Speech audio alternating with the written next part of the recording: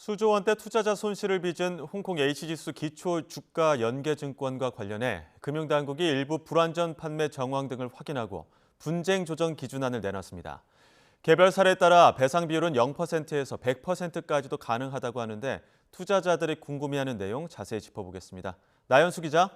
네, 금융감독원입니다. 네, 일단 가장 궁금한 배상 기준부터 구체적으로 알아보겠습니다. 어제 금융당국은 다수 사례가 20에서 60% 배상 분포에 해당할 거라고 설명했는데 범위가 상당히 넓습니다. 왜 이런 겁니까? 네, 억울하게 손실을 본 투자자가 합당한 보상을 받게 하되 위험 상품에 대한 투자자의 자기 책임 원칙도 훼손하지 않겠다는 원칙 때문입니다.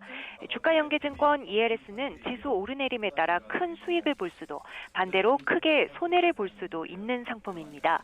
투자자들이 상품에 대해 잘 이해하고 투자할 수 있도록 판매 원칙도 까다롭게 정해져 있습니다. 100% 배상해라 또는 절반만 배상해라 이런 식으로 일괄 적용하는 건 형평성 측면에서 문제가 되기 때문에 검사 결과 확인된 판매사 책임과 투자자 책임을 함께 고려해서 배상 비율을 개별적으로 적용하는 겁니다. 네, 내가 어느 정도 배상받을 수 있을지 궁금한 투자자들도 많을 텐데 어떻게 산정하게 되는 겁니까? 네, 기본적으로 판매사의 판매 원칙 위반 정도가 크거나 소비자 보호가 미흡할수록 배상 비율이 높아집니다. 기본 배상 비율은 20에서 40%인데 판매사가 적합성 원칙을 지켰는지 설명 의무를 다했는지 부당 권유를 한 건 아닌지 따져보고 위반했을 때 각각의 배상 비율을 적용합니다.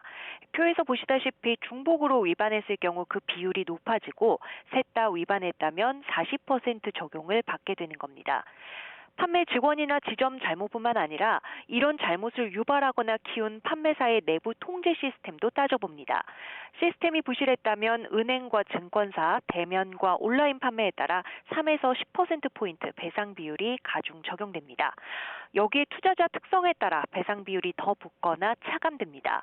예컨대 금융 지식이 없고 여유 투자금도 없는 고령의 어르신이 예금 통장 하나 만들러 왔다가 제대로 된 안내도 받지 못하고 ELS 상품에 생전 처음 가입하게 됐다면 정도에 따라 최대 45%포인트가 가산됩니다. 반대로 투자자가 금융 지식도 상당하고 이전에 ELS에 투자한 경험도 있다면 본인 과실도 있다고 보고 배상 비율에서 최대 45%포인트를 차감합니다. 사례에 따라서는 100% 배상도 가능하다는 겁니까? 네, 이론적으로는 0%에서 100%까지 가능합니다. 그런데 비슷한 전례로 2019년에 파생결합펀드 DLF 사태가 있었죠. 당시 가능한 배상 비율은 20에서 80% 사이였고 평균 배상 비율은 50에서 60% 정도 됐는데요. 이번에 가능 범위는 넓어졌지만 실제 배상 비율은 당시를 밑돌 것으로 보입니다.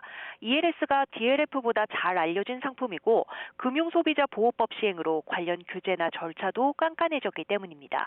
금융당국의 설명 들어보시죠. 과거 DLF 세타 때와 비교해서 상품의 특성이라든가 그동안 그 소비자 보호 환경의 변화 이런 것들을 감안하면은 DLF 때보다 그 판매사의 책임이 더 인정되기는 좀 어렵지 않겠느냐 이렇게 보고 있습니다. 저희가 지금 단계에서 갖고 있는 데이터를 가지고 이렇게 좀 예상을 해보면은 다수의 케이스가 20에서 60% 범위 내에 분포하지 않을까.